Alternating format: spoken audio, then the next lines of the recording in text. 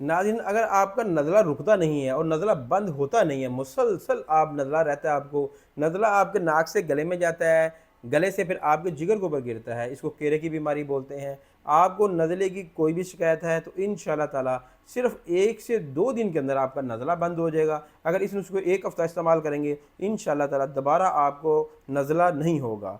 दतूरा सफ़ेद आपने लेना है 10 ग्राम और काली मिर्च आपने लेनी है 20 ग्राम। दोनों को हम वज़न आपने ले लेना है, ग्राइंडर की मदद से बारीक पाउडर बना लेना है।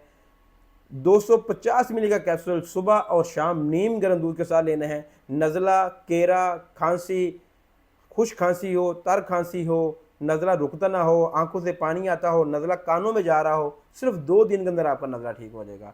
अगर आपको ये वीडियो अच्छी लगी, वीडियो को लाइक और शेयर लाज़मी करिएगा।